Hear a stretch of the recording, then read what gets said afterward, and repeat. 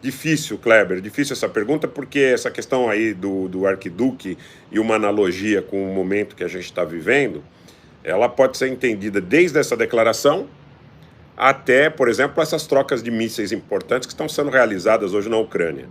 Os ucranianos atacando Kherson, os russos revidando contra Nikolaev, Vinnytsia foi atacada, da maneira que foi atacada com mísseis Caliber, que partiram de submarinos no Mar Negro, sugere que se você atacar Vinnytsia, olhando para o mapa, o Oblast de Vinnytsia, mais a oeste de Odessa, e se você olhar para Nikolaev, um pouco mais ao leste de Odessa, parece que estão fazendo um processo aí todo para debilitar as defesas ucranianas para chegar a Odessa.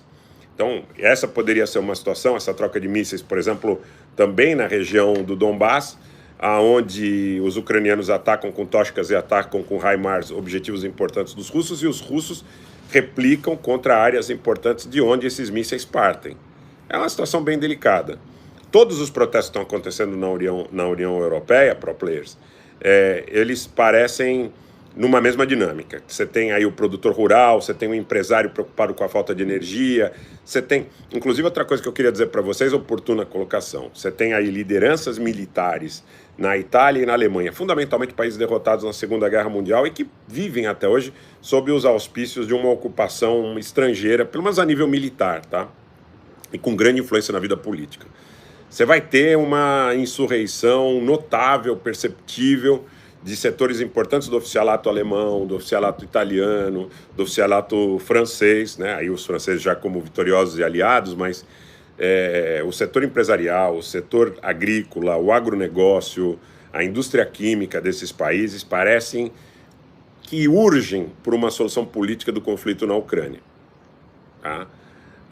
Então a Europa está muito comprometida sob o ponto de vista dessas ingerências nos negócios e nos prejuízos que serão causados, já estão sendo causados às economias desses países por parte de Washington e de Londres.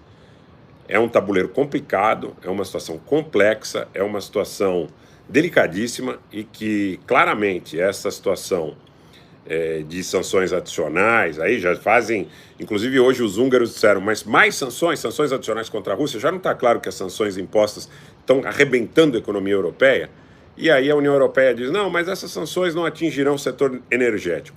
Ontem a Gazprom, no site oficial, eu compartilhei no Telegram, compartilhei no Twitter, a Gazprom disse, olha, nós não podemos mais garantir o fornecimento normal do Nord Stream, porque essa questão de peça do Canadá, da Siemens, da Alemanha, que vem, que volta tal, não está fluindo da maneira que deveria. Então a gente não pode mais garantir. A qualquer momento vai cessar o fluxo de gás para a Europa.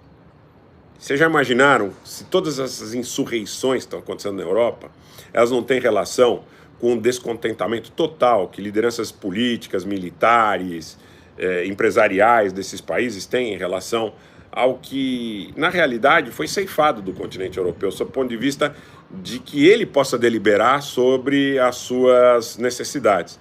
Isso fecha com a conta que nós estamos aqui há muito tempo dizendo, que há um grande ataque em relação às soberanias nacionais, aos estados nacionais, e que ele é oriundo dos interesses dos estados profundos de Londres e de Washington, e que, na realidade, visa debilitar, enfraquecer, dividir os estados nacionais por secessão, por sedição, enfim. Tudo isso que está muito claro hoje. Está muito claro hoje. É mais um período de Guerra Fria que se supera com uma ação bastante ousada dessa feita, com o objetivo de quebrar qualquer tipo de resistência aos interesses desses grandes oligopólios, levando o risco de uma hecatombe nuclear ao mundo. Duas situações que estão em alta aqui. Duas situações estão muito em alta aqui. A primeira delas diz respeito ao controle do porto de Odessa no Mar Negro. Vamos ser bem objetivos. Ao fechamento do Mar Negro para acesso dos ucranianos. Os ucranianos que já estão levando aí os grãos pelo Danúbio e tudo mais, revivendo rotas antigas. E a outra situação, que talvez se sobreponha até essa questão de Odessa hoje, é a questão do controle dos portos do Mediterrâneo. Porque aí você fecha aí os ciclos das rotas, inclusive em relação a oleodutos, gasodutos. Dominar o Mediterrâneo hoje, gente, mais do que demarcar a fronteira marítima entre Israel e o Líbano em relação a quem tem o gás e quem tem o petróleo efetivamente, a região de Karish e tudo mais, os paralelos e estabelecer os meridianos ali, a questão básica é a seguinte: você vai ter que passar com esses gasodutos por algum lugar. E se você, mesmo que você atribua a Israel, por exemplo, a maior parte do gás que está nessa fronteira marítima, teoricamente ele teria que passar pelo Mediterrâneo sírio e libanês. E teoricamente esses países também teriam direito de proventos em função disso. Tem a questão da passagem eventual pela Turquia, pelo Mar do Chipre, onde os turcos têm muita influência. Gente, o pau vai quebrar. O pau vai quebrar. Porque é um momento onde as duas partes acham que tem condição de impor as suas vontades em relação à capacidade militar, à capacidade de poder econômico e político que estabeleceram através das suas alianças.